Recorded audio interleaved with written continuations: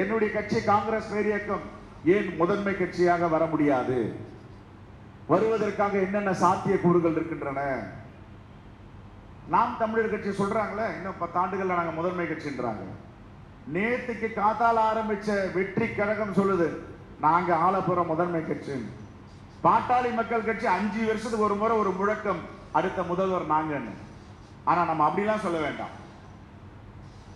நமக்கு சித்தாந்தம் இருக்கு, வரலாறு இருக்கு. இந்த தேச விடுதலைக்காக எங்களுடைய முன்னோர்கள் தன்னுடைய உயிர் தியாகத்தை செய்திருக்கிறார்கள், ரத்தம் சிந்திருக்கிறார்கள், வேர்வை சிந்திருக்கிறார்கள்.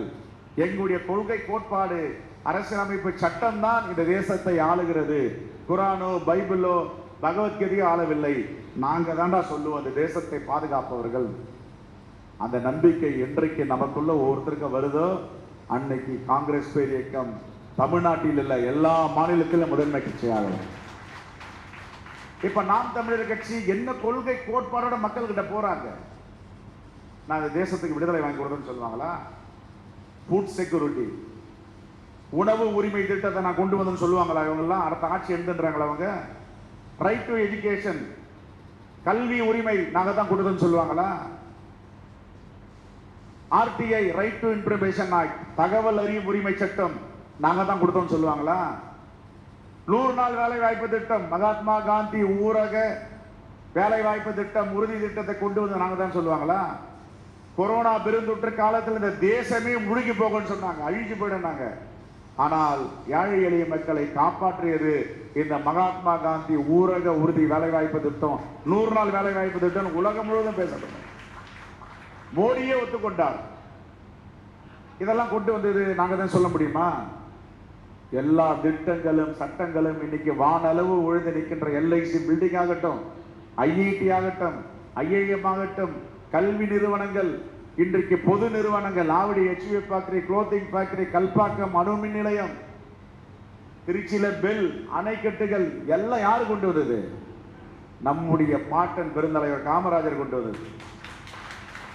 அப்போ அடுத்த ஆட்சி எடுத்து 5 வருஷத்துக்கு ஒரு முறை தன்னுடைய டைலாக மாத்திட்டே இருக்காங்களே, இவங்க என்ன சொல்ல போறாங்க? அவங்களுக்கு சொல்றதுக்கு என்ன செய்தி இருக்கு இந்த நாட்டில்? ஆனா அவங்களுக்கே அந்த நம்பிக்கை இருக்கு, அடுத்தது நாங்க தான்றாங்க. அப்ப காங்கிரஸ்க்கு அந்த நம்பிக்கை வரக்கூடாதா? அதைத்தான் என் அருமை தலைவர் பெருமக்கள் உங்களுக்கெல்லாம் சொல்லிக் கொள்ளுவேன். கட்டமைப்பை வலிமைப்படுத்துங்கள். கட்டமைப்பை வலிமைப்படுத்தாமல், கட்சியை பலப்படுத்தாமல் நீங்கள் எங்கு போனாலும் உங்களுக்கு உரிய மரியாதை கிடைக்காது. அதுவும் இந்த மாவட்டம் என்பது ஒரு வரலாற்று சிறப்புமிக்க மாவட்டம், எல்லோரும் உன்னித்து பார்க்கும் மாவட்டம்.